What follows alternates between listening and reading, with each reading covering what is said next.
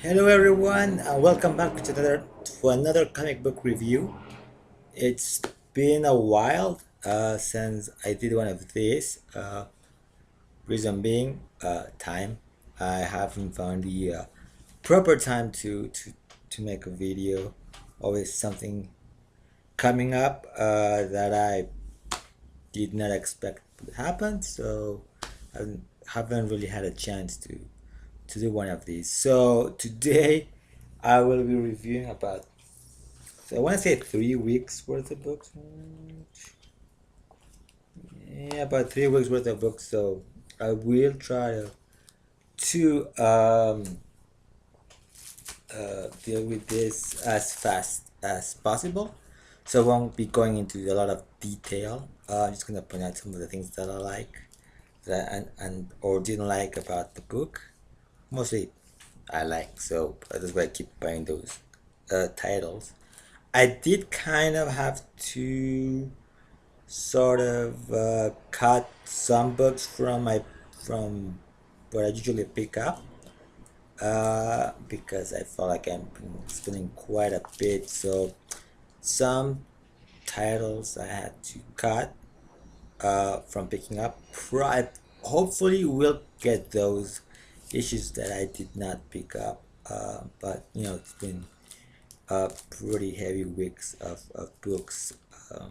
So, anyways, I'll start off with a few back issues because I, not too long ago, few weeks, my shop had their anniversary sale. So, while I did not pick up a lot of books, I mean, uh, every time they have a sale, it's really crazy. Literally, they give you boxes if you ask them to pick up your back issues. I mean, they have them at half price. I'd never really buy a lot of back issues from them because there's, at least for me, there isn't a lot of variety. A lot of stuff is very recent. On occasions, you do find some stuff from the 90s. Luck and in very rare occasions, things from like the 80s or the Bronze Age. But it's not very common that you find those. It's highly likely you get a lot of stuff from the 90s from the DC section. Marvel is basically very recent stuff, not a lot, not even from the early 2000s. Um, there was a time a few years back, maybe 15, 20 years, where when I was really starting out, that I would find a lot of really cool back issues, but that has not been the case recently. But on occasions, if I do pick up a back issue, it's either to get issues that I'm missing to complete a run or try to complete a run, or books that I missed that I get the chance to pick up.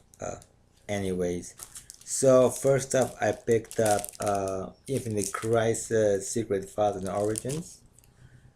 When this original came out, I did not pick it up because of its price. Was $6 back in the day. So while I picked up the entire Infinite Crisis mini, I did not pick this one up. This is a second print, which is the more common one that I keep finding. Unfortunately, a couple of pages did come loose from this copy, but I got for half price, and I read it. I didn't really have it. I'm actually trying to get another copy that's in better condition. Another book that I've been, it was Impulse number 48. I've been thinking about a lot of these Impulse books, mainly because of the Young Justice, that recent Young Justice book. Again, this book has problems. I mean, I paid half price for them, and it wasn't very expensive anyways. but yeah, the cover is coming off. It's kind of loose too. So I hope one of these days the shop gets another copy of it in much better condition. And Showcase Anytime number 2. A while back I picked up issue 1, so I finally decided to pick up issue 2, which sort of ends the Supergirl story that started in issue 1, but then this story continues in the New Titans book. So I actually remember seeing that book a while back, but it's no longer there.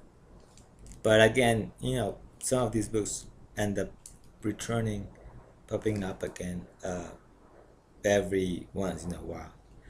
Um, so these are the packages I got. So let's start with the thoughts on this nice bunch of books. So I'm actually gonna start off with the late books that the from a from a while back. So one book I haven't really been able to talk about is Superman. I haven't talked about this book in quite a while. Um, so this is the return of John Kent. He is being aged to the age of 17. A lot of people are not very happy about it. I actually find it very interesting though, because became a very interesting story to see how uh, John, you know, was aged from being 10 to being 17. How in what was mere weeks, turned out to be 7 years for, for John. So that's an interesting story in and of itself. The other one is how that affects Superman, and we see it here when he goes and finds Mongol and he just punches him because he missed 7 years of his son's life. He can't get those years back. He missed that, and that really affects Superman in a very. It hit him very very hard, and of course he blames Jor-El for that, and so he goes and lets it out. Again, the art is split between Evan Rice and what is it? And Brandon Peterson doing the flashback sequences, while the present day stuff is done by Rice. Uh, and of course the art is great. Really interesting to see what happened to John, how he was able to age so fast, out there in space. And of course, I'm really curious about the whole, Earth 3 thing. So how he's gonna handle that as well. Um, what else can I say about this book? I've been really enjoying it. So the first part of the, so this is part of course of the Unity saga, which ends I believe in issue 12. So yeah, and in fact, the whole. I mean, I know a lot of people got really upset about the cover image, and of course, it has nothing to do with the story inside, and neither did the solicitation copy. So yeah, sometimes I really think people should chill out when they see a cover and the solicitation copy, because sometimes it's just hype or a cool image that has nothing to do with the story. Next up is Supergirl number 27, which continues her adventures in space. And now, teaming up with the Omega Man, we actually learned that um, the Kaluan, which I forgot his name, that she met, actually it works with the crystalline guy here, or her, who's been, I think, chasing Supergirl since it began. Uh, so now the art is actually done by oh um, by Eduardo Pansica. Uh, so the art is nice. The only problem I had really was that it wasn't very clear in the art. When Supergirl points to a scar on one of the Omega Men's neck, that would prove, in this scene, that would prove that it was a clone, but it's not really shown very clearly um, what it is. And I sometimes really hate when the script points to something, but the art doesn't really show it as clearly. So that's always a big, uh, like that's a really big fault when the art doesn't really show what the um, dialogue is, or or the caption are pointing out.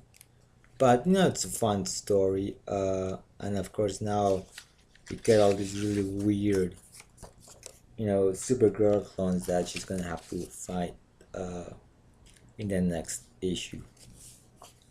But I'm still liking the series. Finally, I'm kind of warming up to it, but this whole Supergirl in space story really needs to wrap up, hopefully soon, because I mean, some people are because so far, as much as I like the adventures she's dealing with, the main plot is not really moving too much. uh, they're like little fun, like detours, but you know unlike the other Superman books that are much more focused, this sort of seems like it's biding its time to whatever else Bendis has planned, or trying to stretch the story to whatever length this first arc is going. Um, so the next books are from last week. I believe it's from last week. So, Action Comics 1008, part 2 of the Leviathan Rising story, which ends in May. Then we got like the whole Leviathan one shot, which I hope I can get, because those big books are a little expensive, and I'm actually excited to see where this whole Leviathan story goes. Plus, what's gotten people really excited is the Lewis Lane and the Jimmy Olsen books that are coming out of this story, and the Leviathan.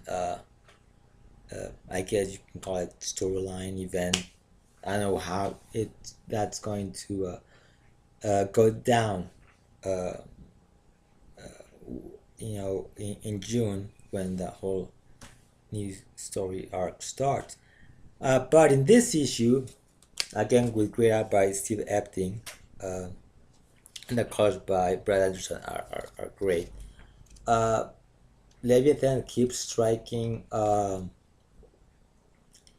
major secret organizations in the DCU. So now we start off with the DEO, which kind of clarifies that Supergirl's still part of the DEO, but it gets blown up. Uh, you know,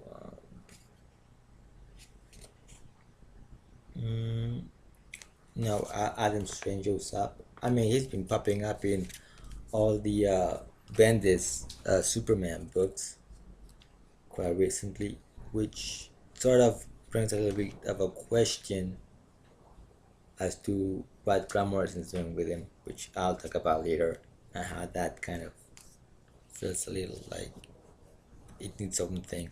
Anyways, so of course, Jimmy tells them that there's a big conspiracy going on. Uh, Argus is being targeted. You know. So, anyways, they've been destroying, all of the civil organizations. So then Leviathan calls, sets up both Sam Blaine and Amanda Waller, uh, and they are being targeted, of course. So it seems, their attempt was almost successful in killing them, except, Amanda Waller goes up and apparently kills Sam Lane because she got a little bit too paranoid about it, and shows up at Ken home, telling them that, Leviathan is taking every single organization out. So uh, it's it. I like this story because it's very much grounded. So now we have Superman facing a situation that doesn't necessarily deal with using his physical force, but his other, sort of reporter instincts. Because he's facing an enemy that isn't, just one enemy. It's a whole organization that's been taking people out, and they're using this sort of weird uh, creature here that sort of throws some sort of energy. Described something like as something similar to a jellyfish. I think that's more referred to. But yeah, so interesting story. Can't wait to see where it goes and what the next phase of this story is going to be. Um,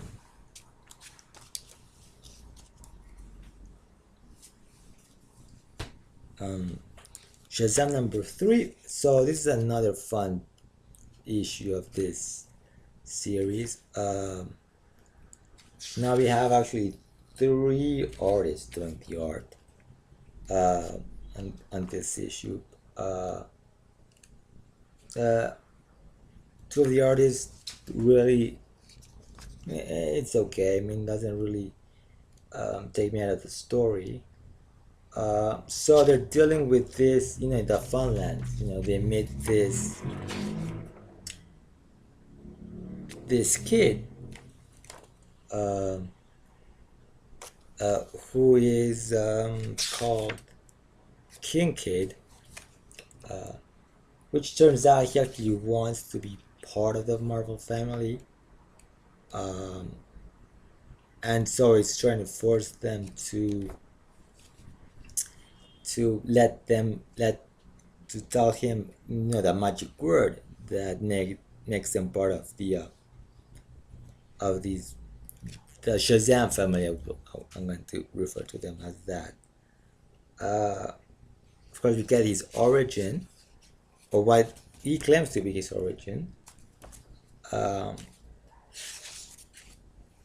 and so he decides to get Adam. Anyways, trying to remember everything, but Yeah, it's a fun book. I've been really enjoying this Shazam series. Still trying to get some of the up, contemporizing, updating some of the crazy Silver Age elements of it, the whole magical thing, in a way that sort of fits in the more realistic world that is the DCU, including introducing the wildlands and sort of explaining the talking animal like talking 20. Uh, so I'm actually wondering about this, how it sort of fits with the previews backups where we have a tiger called 20 that Billy used to visit at the zoo. But yeah, it's a fun book.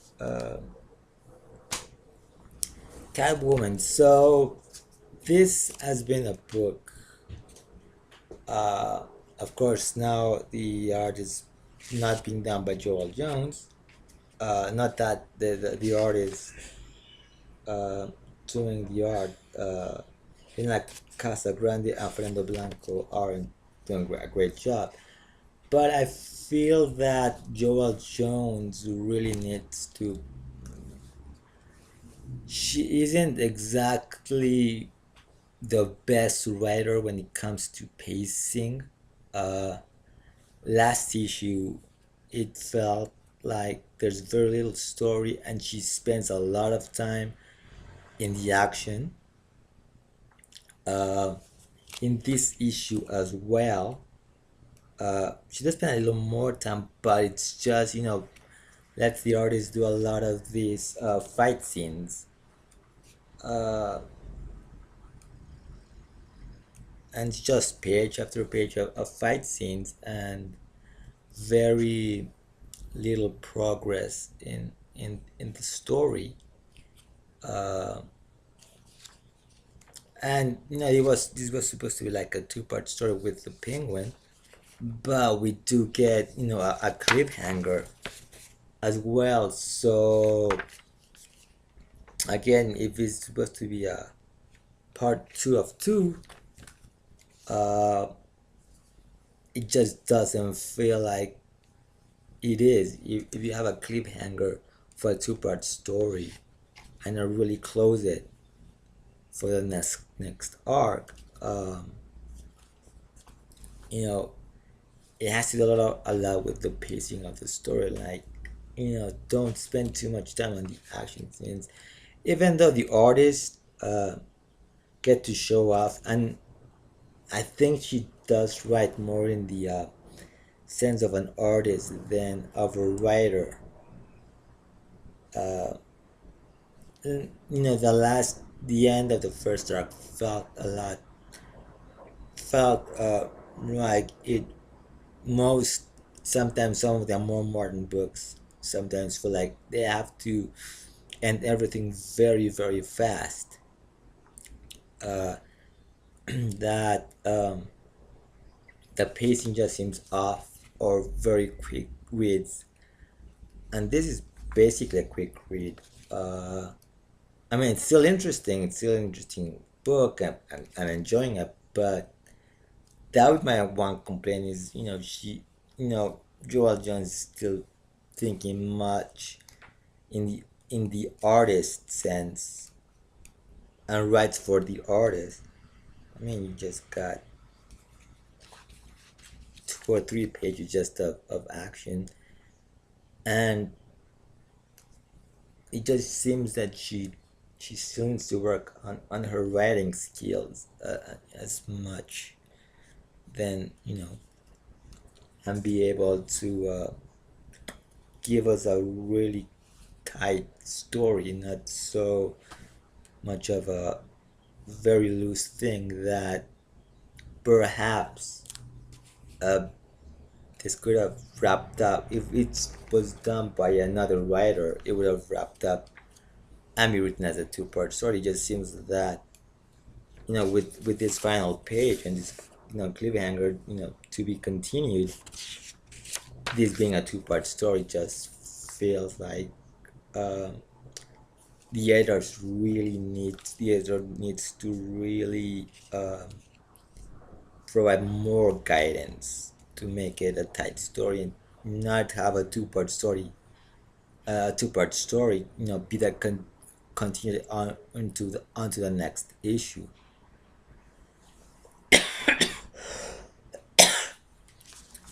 But still a good book.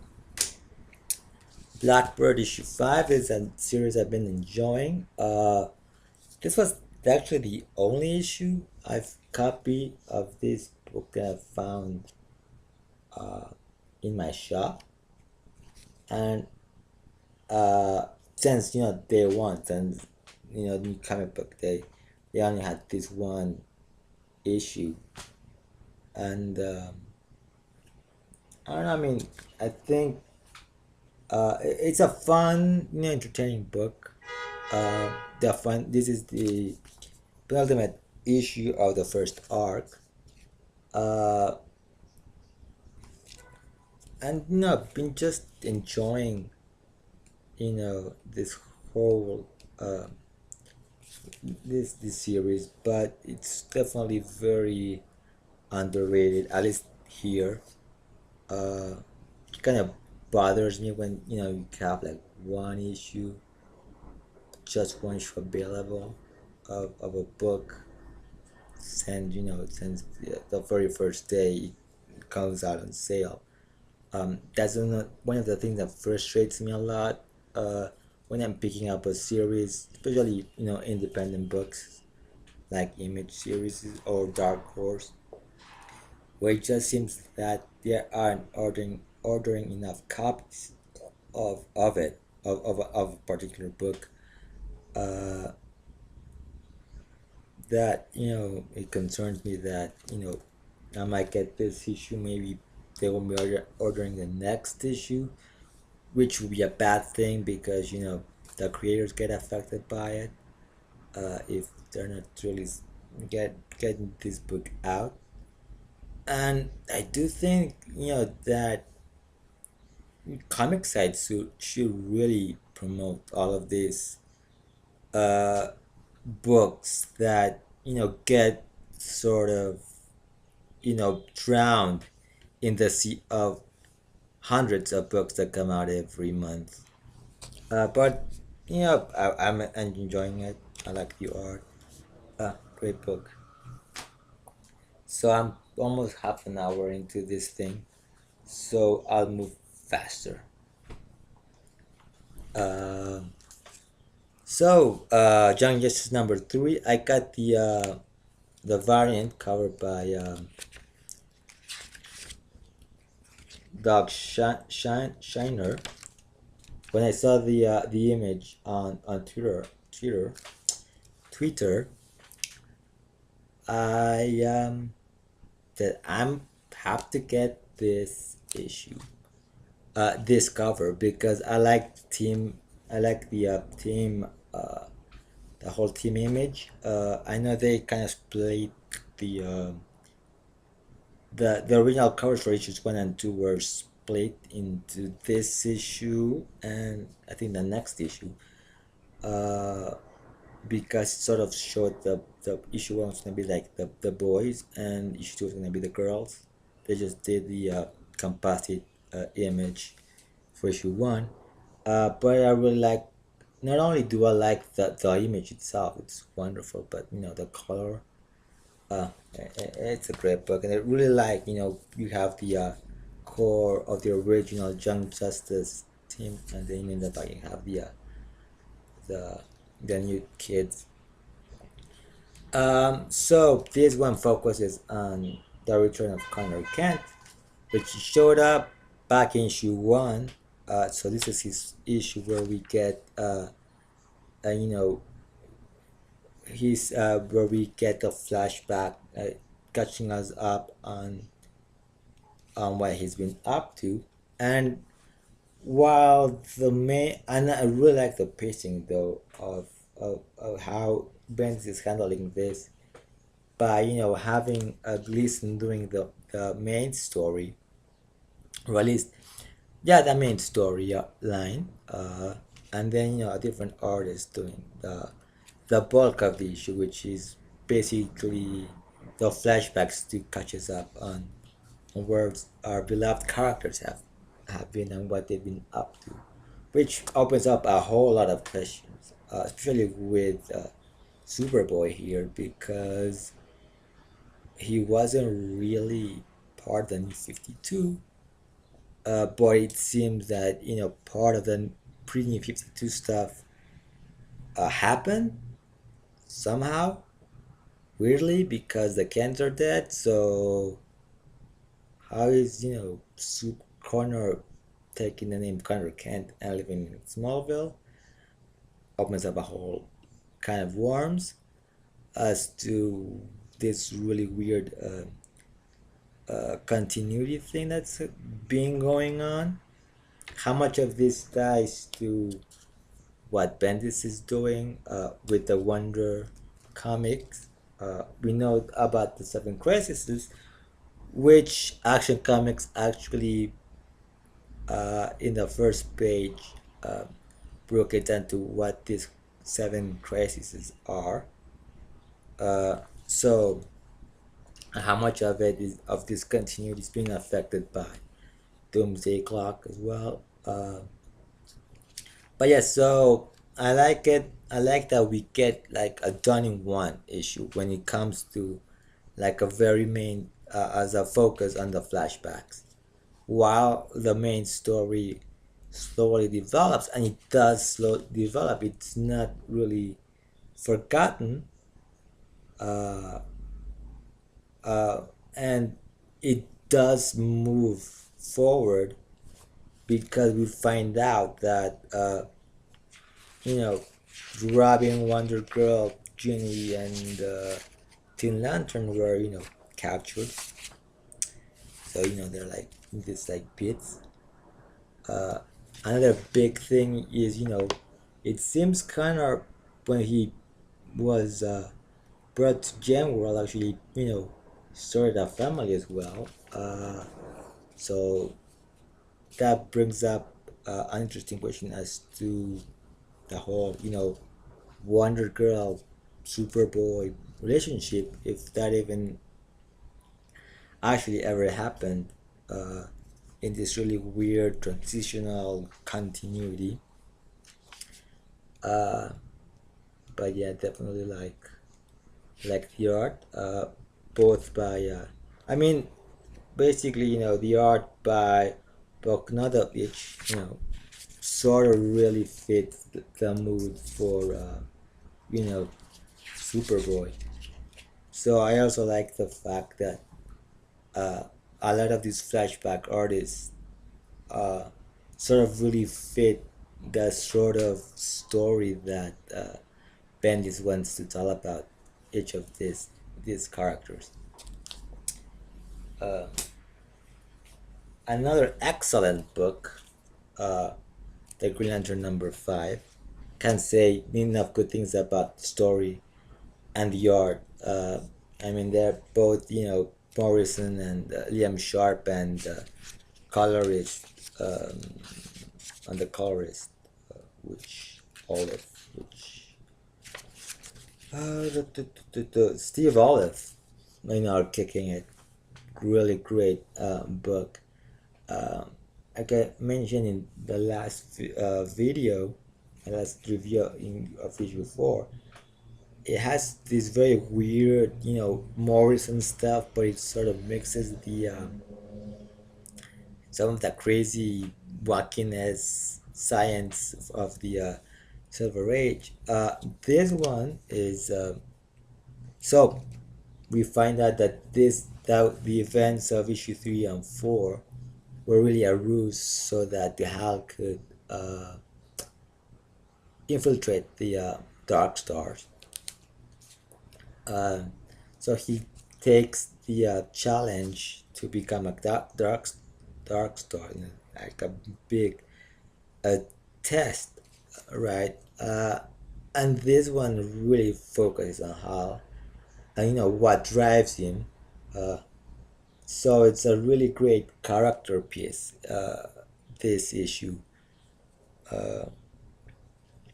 So it definitely goes deep into who Hal Jordan is and what motivates him. He even decides to become a black when he finally becomes a black star. He decided to go by the name Parallax. So that's a nice little callback, though Parallax was mentioned when he was possessed by him many continuity two ago. Um, of course, I can't say anything great about the wonderful art by Liam Sharp, just detailed. The coloring does the great job as well. It's just amazing layouts. But then comes a very big question: is who gets to show up at the end? But Adam Strange. So he's been popping up in the Superman books. So he pops up here. So again, this, as much as we like continuity, this sort of feel like it's its own thing. So, anyways, interesting thing to see where it goes, and it killing Adam Strange is the final test for how to prove loyalty to the Dark Star. So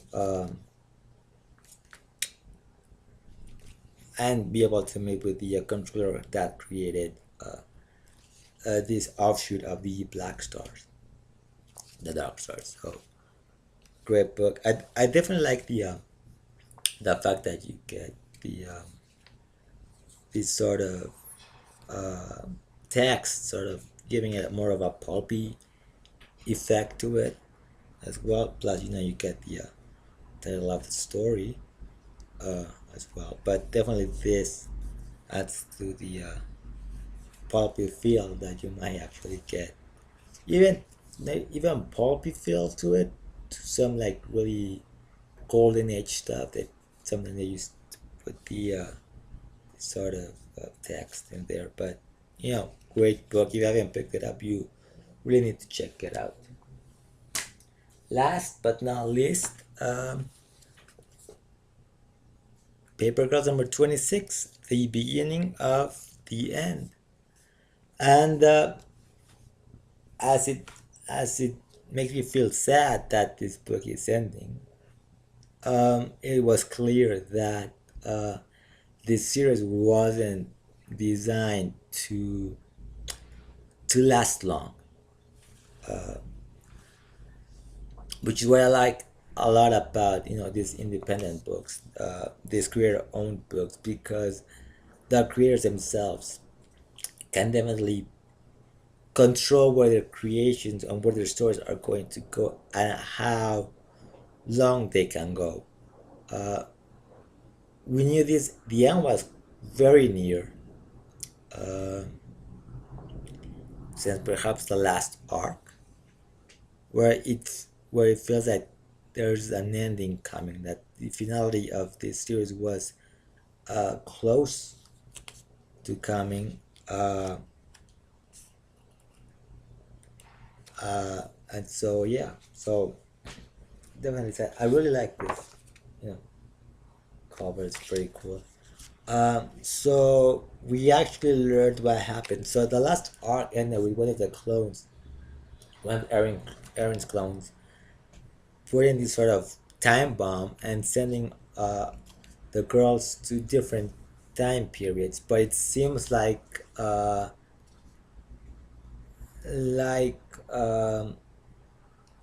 research explained that maybe it wasn't any particular time, but that all times have been folded into a singularity, I believe, like a single element. So they're all over from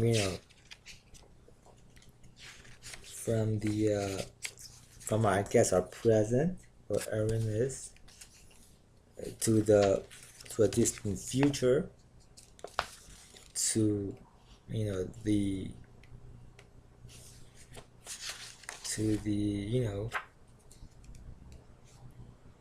to the very far future, and at the very end of time, we actually meet the we reacquaint ourselves with the time traveler from a few arcs ago, uh, to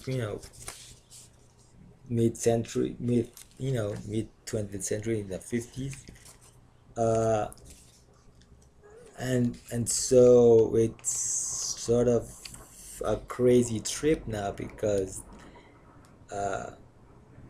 something weird the clone did something weird. I mean, kind of learn that you know the cathedral, where Capo and his futuristic people seem to be. She actually seems to have been explained that the girls have been weaponized by the clone, and that they are, but they seem to be. Oh, wait. Okay, here that they may be having folded into no time. Just trying to find what.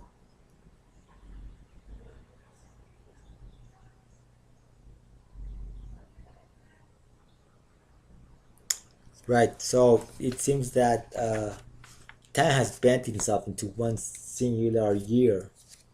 Uh, so, so now that this is interesting, so it seems like the ending of this series is gonna be fair. It's going to be epic. It feels like, you know send the girls into like different colors of the so-called hypercube or whatever it was. Yeah, hypercube bent time to a single year, and somehow the girls have become weapons, whatever that means, and whatever that's going to take. Whatever that means as to how they have become weapons, how they've been weaponized. Uh, So yeah, so I can't wait to see how this story ends, how this book ends. But definitely clear that it wasn't going to be a long-lasting book, which is a real shame because I love this weird sci-fi book, which was this, way before issue one came out, as something a little different. You kind of got a little bit of a weird, guess, sort of idea of what the book was, and turned out to be something completely different. So yeah, anyways, this was a long video. uh so if you watch this, glad you stay till the end. uh and I'll try to make videos more frequently so I don't have to cover so many books at a time. So anyways, thank you for watching, and until next time, keep smiling.